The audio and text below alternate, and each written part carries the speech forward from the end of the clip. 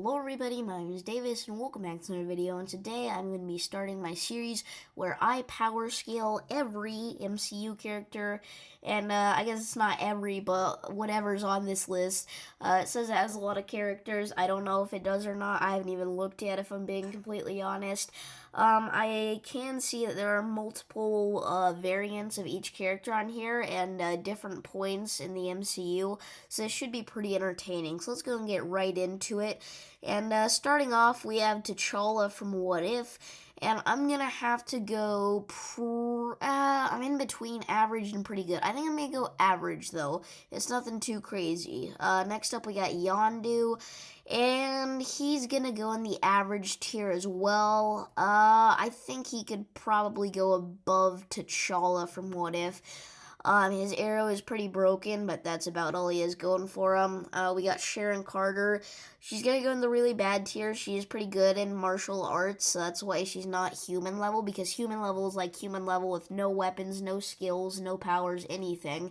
And she's just gonna go in the really bad tier because she is good at some stuff. Oh shoot, I'm scrolling the tier list here. I didn't mean to do that. Now we got Captain America as Falcon, and he's gonna go. Oh my gosh, I'm moving the tier list. He's gonna go in the average tier as well. Actually, maybe we go bottom of pretty good. Yeah, I think he can go in the pretty good tier just because he does have the Captain America shield. If he didn't, he would probably be like low average level. So now we have regular Falcon, and regular Falcon's gonna go in the kind of weak tier. There's nothing too special about him. Next up, we got Vision. Vision is, he's pretty broken, but he's not as broken as everybody says he is. He's gonna go in the overpowered tier. I know some people are gonna go crazy over the fact that I didn't put him in broken or even unbeatable. But here's the thing. Yeah, he's got an Infinity Stone in his head. He can phase, whatever. But did people forget about the Corvus Glaive fight that he had? Like, or the battle with Cole Obsidian? Like, what in the world? What? I don't understand how you're about to say Vision is OP.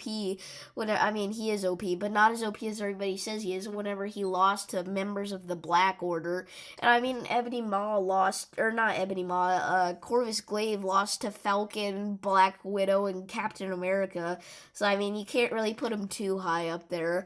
Next up, we've got Wasp. I think that Wasp is probably like a solid, probably, I'm gonna have to go, we'll go, probably honestly, that's all I'm saying, probably honestly, maybe, it's gonna have to go in top a pretty weak tier just because we haven't seen her go big yet. We've only seen her go tiny, so, she probably can't go big, otherwise she would have done it by now.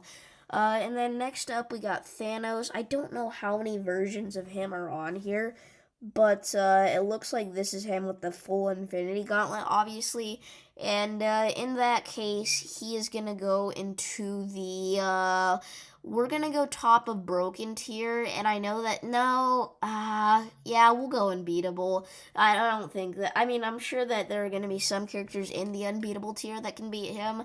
But, I mean, it feels kind of wrong just to put him in broken. I was going to put him there because there are some really strong characters on this list, like Celestials and Supreme Strange and stuff. But he's probably going to end up at, like, the bottom of the unbeatable tier because he still has the full Infinity Gauntlet. He can make reality whatever he wants it to be, whenever he wants it to be. And he has basically unlimited power, so he's going to go in unbeatable. Moon Knight. He's kind of overrated. I guess we'll go. He's definitely above Captain America Falcon, I think. Maybe I'm in between pretty good and really strong. I think he's gonna go top of pretty good because he's still like a street level character, you know? Next up, we got Shuri without the Black Panther suit. I assume her Black Panther suit version's on here. But without the Black Panther suit, she's gonna have to go, like, bottom of kinda weak. She's below Falcon, guys. I'm sorry. I mean, she's really smart, but that doesn't really come into play too much with her battle skills. Next up, we've got Pepper Potts with the suit. And in Endgame, she was actually pretty good with it. I don't know how, but I guess that means that we've got to put her, like... Because, I mean, that suit's on par with the Mark 85, and she wasn't doing as cool stuff as Iron Man, and she's not as skilled as Iron Man. also not as experienced. So we're just gonna put her in top of pretty good. She's definitely above Moon Knight. Next up, we've got Iron Spider. I think that this Iron Spider is probably. I can't decide. Yeah, I think he's gonna have to go above Captain America and even above Moon Knight, actually. He's pretty underrated. I want to make a whole video talking about why he's, a bit underrated because he has so many crazy feats, like lifting buildings and stuff. So I'm gonna make a whole video explaining that pick right there. But yeah, I'm not gonna say too much right now. Next up, we got Mantis. She has some really crazy powers, but she can't use them well. Like, I mean, she's probably gonna get beaten by Shuri, probably even Sharon Carter, if we're being real. I'm gonna have to put her in the really bad tier. Her powers are useful outside of battle. We saw that in the Guardians of the Galaxy Holiday Special. But, yeah, otherwise, just, not the best. Next up, we got Nebula. I think Nebula is probably gonna have to go above Shuri, but below Falcon. Reason being is that she doesn't have enough feats to back up the claim that she's really powerful. And then next up, we got Loki from the TV show, which I don't know if you guys watch the TV show, but I'm thinking it's gonna have to go right below Vision. I don't want to spoil the TV show too much, but let's just say that he's basically a weaker version of Scarlet Witch, if we're being real.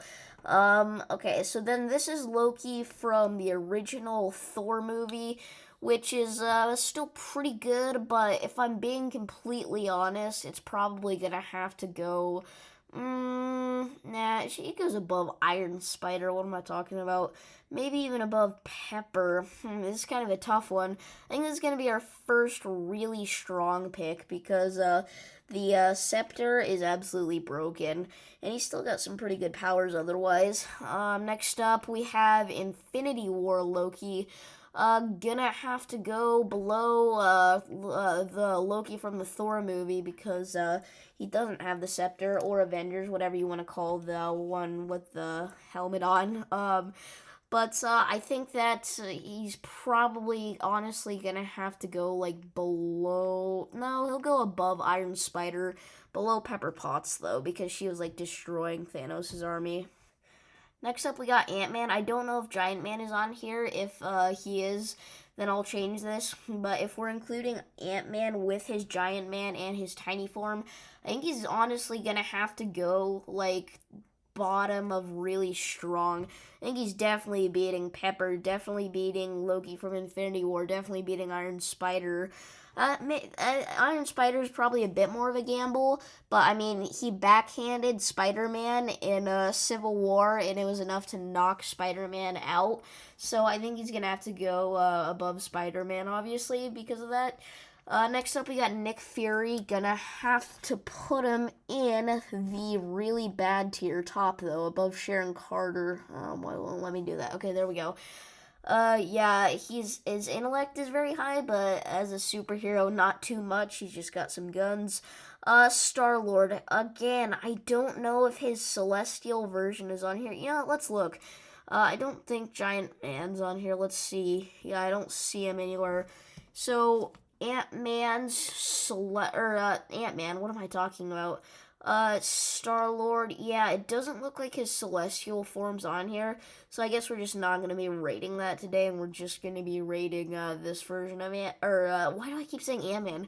I mean Star-Lord, and, Star-Lord regular, I think he's still really powerful, but, nowhere near as much as he is as a planet, obviously, so we're gonna go, I mean, he really did beat Iron Spider in a fight, so, maybe even above Loki.